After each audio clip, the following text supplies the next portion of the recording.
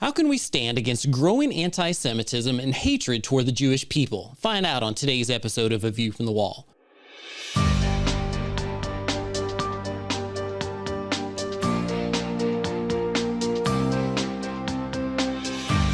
Join I Am a Watchman Ministries Managing Editor Joe Kerr with co-host Dylan Burrows, bringing you a fascinating discussion regarding the importance of Bible prophecy and Christian living today as it relates to our responsibility as believers to be watchmen. This is A View from the Wall. Welcome to A View from the Wall. I'm Dylan Burrows here with co-host Joseph Kerr, and we're honored to join you today. Did you know that California's Ethnic Studies model curriculum holds little resemblance to the initial proposal as a course to build bridges of understanding between people groups? One current sample lesson includes blatant anti-Semitic statements, including promotion of the BDS movement, the boycott, sanction, and divestment movement that seeks to eliminate the nation of Israel.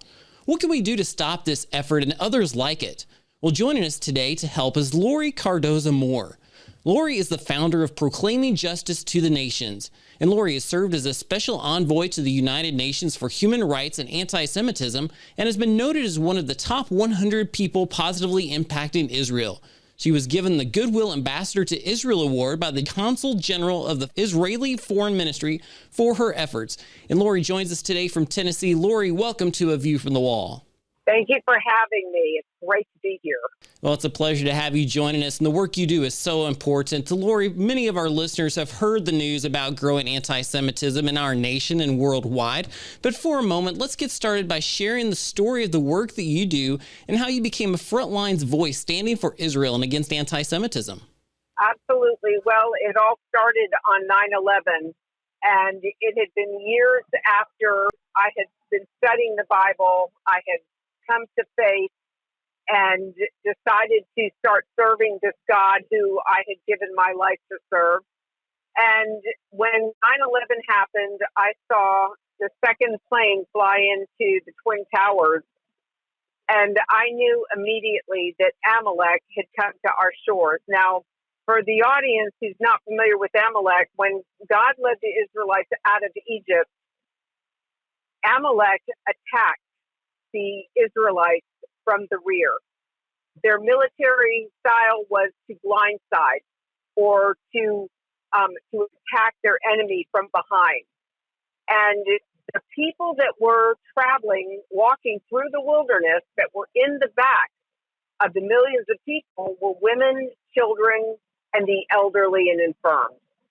And God told Israel, you are never to forget what Amalek did to you, that he, God, would wage war against Amalek from generation to generation. So when I saw that second plane fly into the second tower, I knew exactly who had come to our shores. But I could never quite figure out at that time why Amalek would attack the United States. We're not Israelites, because God didn't say that he would wage war against Amalek because of the United States of America. It was because of Israel. And that began my quest, my journey. And 6 months after 9/11, I was at a women's Bible study, and someone had mentioned in the study that there was a Christian evangelical woman in Alabama who had introduced a resolution to support the state of Israel. And as soon as I heard that, it leapt in my spirit. And I heard the Lord say, you are to do that here in Tennessee. And I did. That was my first lesson in anti-Semitism from Christians in the state capitol in Tennessee who did not want to support Israel, did not want to pass a resolution to support Israel. But we know in Genesis 12:3, God says, I'll bless those who bless you. He told Abram, and I will curse him who curses you. And in the Hebrew translation, it would say, and he who ignores you, I will utterly destroy. So we ended up getting it passed, that resolution passed that year. I received a phone call from the director of the Jewish Federation in Nashville that the Consul General to Israel was coming to town and requested a meeting with me. And it was during that meeting that he asked me when was the last time I'd been in Israel, and I said I've never been, and he was shocked. He said, "Well, why would you do all this if you've never been to Israel? Why would you care?" Now, remember, this was during that period of time when it was still very new, all this evangelical Christian support. Now it's like, everyday affair, but back then it was a rarity. So it shocked him, and he told the Federation, "You are to take her on the next trip to Israel." And so my first trip to Israel was in 2003 with the Jewish Federation in Nashville, and it was my first introduction to the biblical heartland of Israel, from Jerusalem up to the very north to the Golan Heights. And that really began my journey. But it was as I was in the land and I was speaking to experts, I was being introduced to some of the media professionals, I was taken on various tours with political leaders, introducing me to what life was like on the ground in Israel. And when I left there, I came home. My husband didn't go with me on this trip, but when I came home, I told my husband, because we have a film production company, and I told my husband, I said, "Honey, we're not going to be doing any more country music videos or documentaries or Christian music videos." I said, "God has called us to defend Israel in the media." And that began our journey of producing award-winning documentary films and television programs, all to use to educate Christians from a biblical perspective about the last days and what our role is to play in standing shoulder to shoulder with our Jewish brethren. And actually, you can find, there's two scriptures that I want to mention. Isaiah 11, verses 11 through 14, talks about in the last days, Ephraim and Judah would unite together, and we will make war against the enemies coming out of Israel. And that's why we see today this growing number support within the Christian community specifically, but not only the evangelical community, but it happens to be the evangelical community that we see this massive growth happening, because evangelicals are typically Bible-believing Christians. They read their Bible, they believe it, they take it literally, where with the mainline denominations, where you find more sympathy toward the Palestinians, because the mainline denominations are not so much biblically based as they are doctrinally based or theologically based on what their denomination tells them to believe about the text of the Bible. So that really was, that's how we got involved. And, I knew that we were supposed to stand against the anti-Semitism. God told the prophet Joel, this was a scripture. This is, after we named the organization, after we started the nonprofit in 2005, I named the organization Proclaiming Justice to the Nations. Well, it doesn't have anything about Israel or Zion in that title, but it does have the word justice. And a couple years after we had founded the organization, I was studying the book of Joel, chapter 3, verse 9, and it says there, God says to Joel, "Proclaim this to the nations, prepare for war." So I knew immediately this Isaiah 11, this Joel 3 connection in the Bible was for me. And I grew up in a military home. I have cousins and uncles. My grandfather served in the military. So I understand military strategy, war. And so that's God used all of those talents and gifts that He's given to me and my life experience through my family, the ability to do what we do, and it is why I do what I do. The list is wonderful. We've been talking with Laurie Cardoza-Moore, the Director of Proclaiming Justice to the Nation. Stick with us for more right after this break.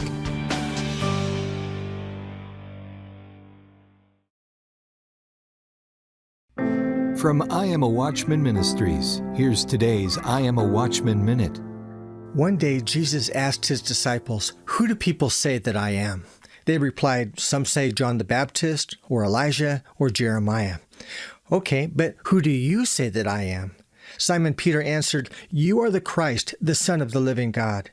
That was a defining moment for Peter. His answer determined his future. The question today is, who is Jesus to you? Your answer will determine your eternal future. If to you Jesus was among the greatest of men, then celebrate his birthday and read about his life. But if to you Jesus was the Christ, the Son of the living God, then you must live for him. That's what a watchman does. Visit imawatchman.com for helps and resources. Be bold, be faithful, be a watchman. imawatchman.com.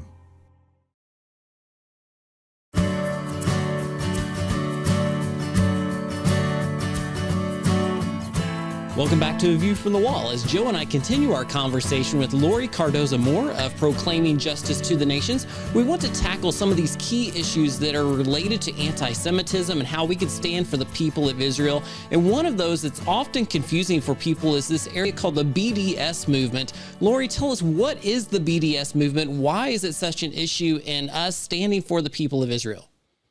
Well, certainly the BDS movement, also known as the boycott, divestment, and sanctions movement, was a initiative that was passed or formulated in Durban, South Africa, back in 2001, actually 10 days before 9/11 hit.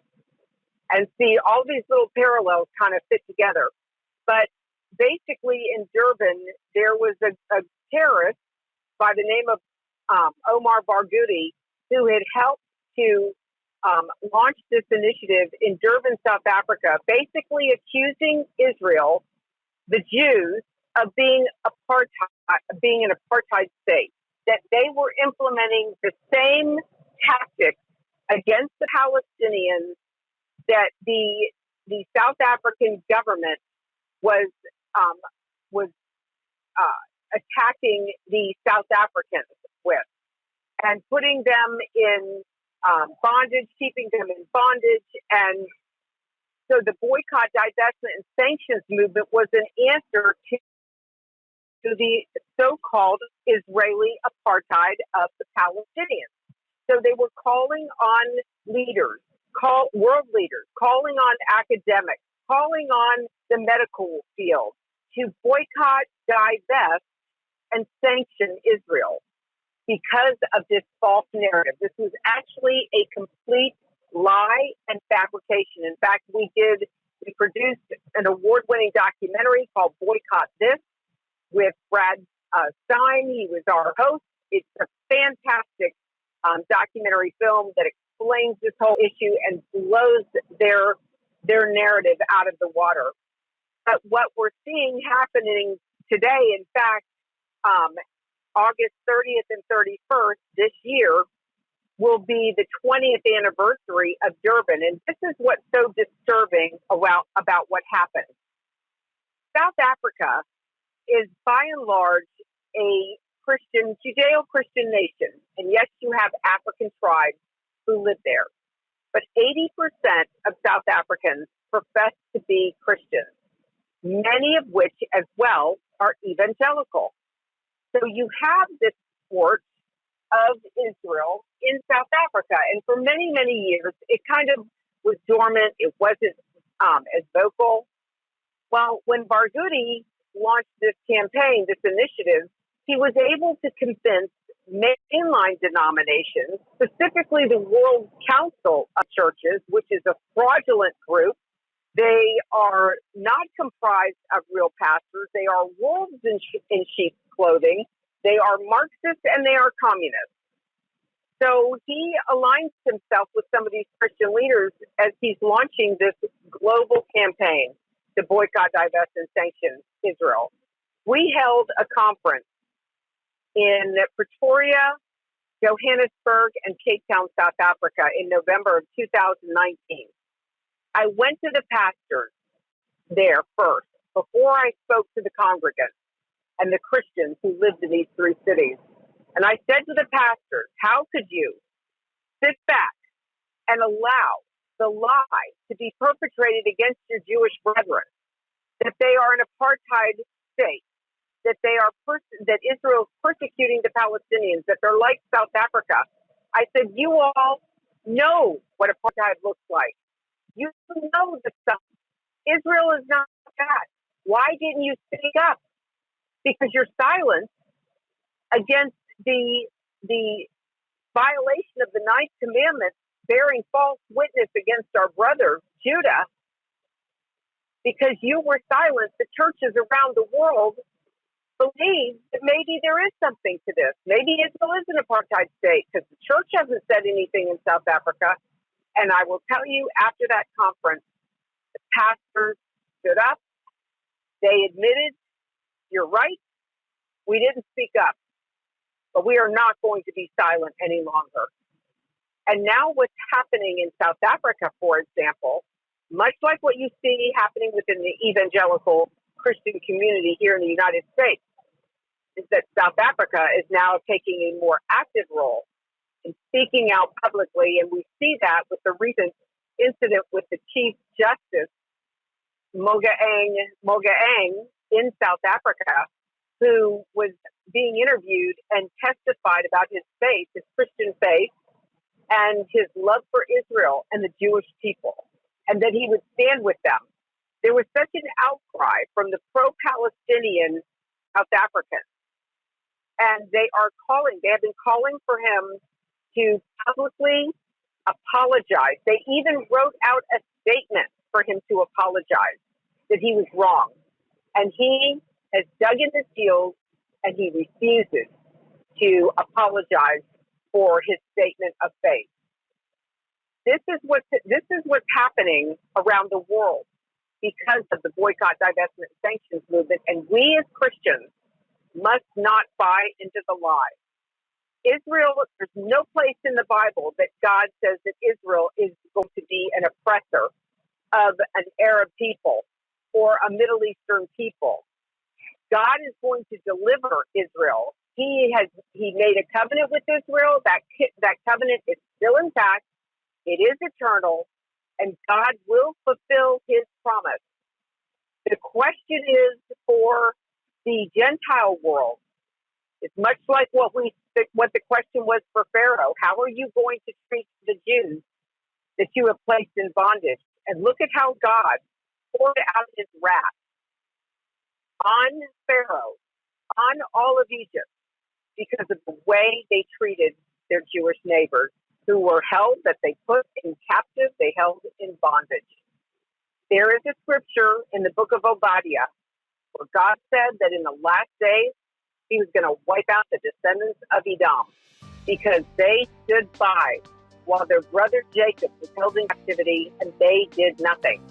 And my question to believers around the world, how is God going to judge you if you stand by and you do nothing?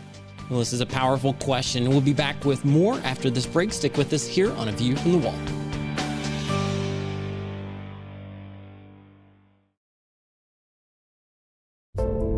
The rapture can happen at any time. You may be ready, but are your friends and family spiritually prepared for the coming of the Lord? What will happen to those left behind? We've created a new resource to help you help them. It's called the Rapture Kit. Included in the Rapture Kit is a Bible and vital information on what the rapture is and how to prepare for what's to come. The Rapture Kit also includes 8 books on prophecy, apologetics, the Christian walk, and being a watchman for the Lord, plus a number of video and audio teachings, all preloaded on an 8-gigabyte flash drive.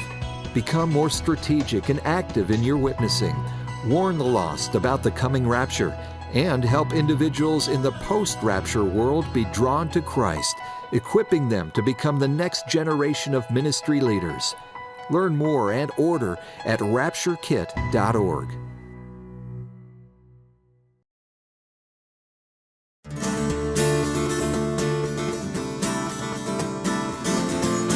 Welcome back to A View from the Wall. As Joe and I talk with Laurie Cardoza-Moore in our last segment today, we want to talk about a couple of issues that are closer to home. We've discussed South Africa and some of the issues there, but more recently, the California ethnics curriculum that is being developed for the state of California has been one of those things that have kind of snuck in under the radar for many Christians. Laurie has put together a petition that you could sign to help fight against this. It talks about one sample lesson that presents positives of the anti-Semitic Black Lives Matter movement, that talks about the Palestinian people as a global social movement, talks about BDS as a positive thing, it's filled with anti-Semitic statements. What are people able to do about these issues here in our own country today?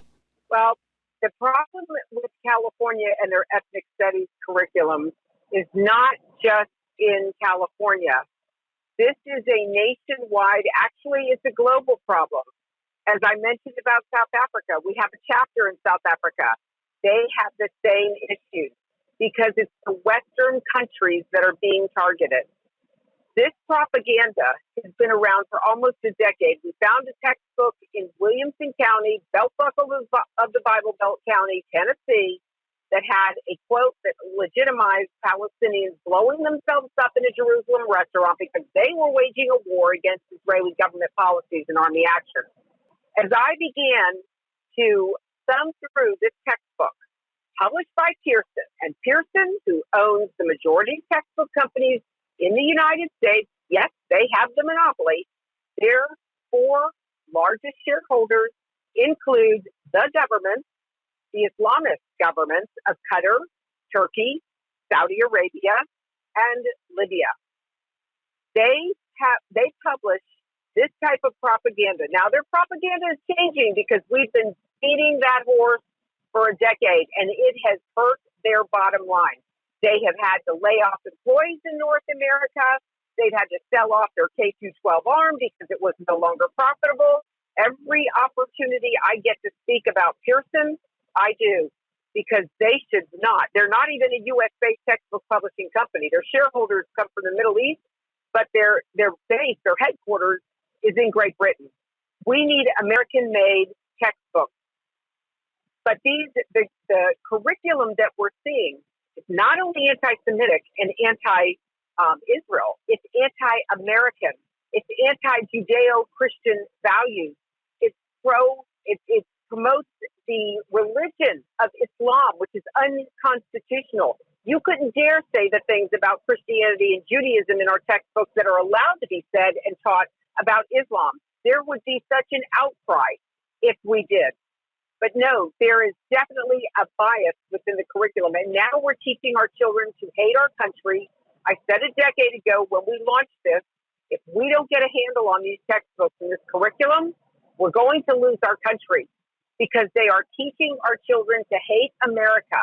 They are teaching our children a different narrative about China, about the Chinese people, that they don't have a problem living under communist rule, which is a lie. So the curriculum that we're seeing is not just, as I said, in California. And what can people do? People need to go to our website, sign up to get on our mailing list. We have lots of media that people can watch to become informed, become educated, to see with their own eyes, hear with their own ears what is being peddled to their children and their grandchildren. And whether you have children in the school system or whether you don't, you are a tax-paying citizen in this country, and it is your tax dollars that are going to fund this propaganda to our children. It's causing us to lose our country. Our children are tearing down monuments. They don't even know the monuments that they're tearing down, and they're trying to erase our history. Those monuments represent parts of our history, whether good, whether bad. But the key is look at how our country has changed. There's nothing like the United States of America. And if we don't start taking back local control of our children's education or pulling our children out of the school system and homeschooling them, then we are going to lose this country. And what we hoped we would leave for our children and our grandchildren and our great-grandchildren is not going to be the America that you and I grew up in. Laurie, you feature Isaiah 62:6 on your PJTN literature and many other places on your website. Many watchmen and women listen to this program. They're called to watch, warn, witness, and finish well in these last days. In the last minute or so we have left, would you wrap up our discussion today with a few words of challenge and encouragement to our watchmen? We are living in an hour where we have the opportunity to rebuild this nation and reappoint our watchmen at the gates of our cities. But it's going to require us. We have to make the change. Nehemiah was able to rebuild the walls of Jerusalem in record time, and all he did was convince the people in their neighborhood, just rebuild your wall. And they laid bricks with one hand, and they fought with the sword in the other. That's what I'm asking people to do. Your county is a section of the wall. We must speak up. We are people of faith. God put us on the planet at this hour for such a time as this. We cannot squander the hour. Well, these are wonderful words from Laurie Cardoza-Moore from Proclaiming Justice to the Nations. And we want to encourage you to check out her website at pjtn.org. Again, that's pjtn.org. And Laurie, thanks so much for being with us today. God bless you. Thank you for inviting me. Of course. And let us say again to all of our listeners, we appreciate you joining us for today's program. We are here to serve you. Listen again and enjoy all of our programs at IamAWatchman.com. That's IamAWatchman.com. And join us next week here on A View from the Wall. A View from the Wall, in association with I Am a Watchman Ministries, exists to equip a worldwide audience with biblical truth, sharing it with others, and being prepared for Christ's imminent return. The team seeks to encourage, inspire, and equip watchmen for such a time as this. For information about the ministry and upcoming events, visit IamAWatchman.com. A View from the Wall is made possible by the team of dedicated pastors, editors, and the many contributors of I Am a Watchman Ministries. To support our efforts, give online at IamAWatchman.com and click on the donate button. Thanks for listening, and join us again next time on A View from the Wall.